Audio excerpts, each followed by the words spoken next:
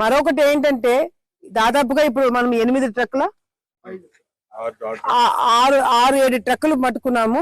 ఈ 6-7 ట్రక్కులలో ప్రతి ఒక్క ట్రక్ వెనకాల ఒక ఇన్నోవా ఫాలోయింగ్, ఒక్కొక్క ట్రక్ వెనకాల ఒక ఇన్నోవా, ఒక మనిషి ఫాలో చేసుకుంటూ సెక్యూరిటీగా ఈ ట్రక్స్ కి వెళ్ళడం జరుగుతుంది.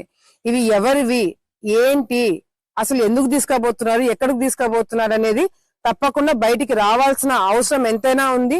ఇది ఎంతో మంది మనోభావాలను దెబ్బతీసేలాగా కూడా ఉందని చెప్పి మరొకసారి నేను తెలియజేసుకుంటున్నాను. తప్పకుండా మా ప్రభుత్వం దీని మీద చర్యలు తీసుకుంటుంది. డిపార్ట్మెంట్ వాళ్ళు కూడా చాలా స్ట్రిక్ట్ చర్యలు తీసుకుంటారన్న నమ్మకం మాకుంది. తీసుకోవాలని కూడా మేము డిమాండ్ చేస్తాము. అంతేకాకుండా ఇటువంటి వ్యాపారాలు చేసి మీరు ఈ విధంగా ట్రాన్స్పోర్టేషన్ లో భాగంగా ఈ ట్రక్స్ లో మీరు ఈ విధంగా ఆవులను తీసుకుపోయి ఇబ్బందికరంగా చేయాలనుకుంటే మాత్రం మా ప్రాంతంలో ఇప్పుడు నా ప్రాంతంలో నాకు ఇన్ఫర్మేషన్ వచ్చి నేను ఆపిన.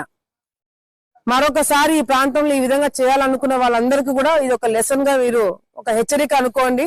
మేమైతే ఇటువంటివి ఇక్కడ ఎంకరేజ్ చేయనివ్వము అని కూడా మీరు అందరూ కూడా తెలుసుకోవాల్సిన అవసరం ఎంతైనా ఉంది. సో దయచేసి ఇటువంటి నీచ పనులకి పాల్గొనొద్దని కూడా తెలియజేసుకుంటూ, ఈ ట్రక్స్ ఎవరివి, ఒకటి మహారాష్ట్ర రిజిస్ట్రేషన్ ఉంది, ఒకటి కర్ణాటక ఉంది, ఇంకొక రాష్ట్రం ఉంది. సో ఎవరిదైనా సరే దీనిని బయట పెట్టాలా, వీళ్ళ మీద యాక్షన్ తీసుకోవాలని చెప్పి కూడా ఈ సందర్భంగా నేను తెలియజేసుకుంటున్నాను.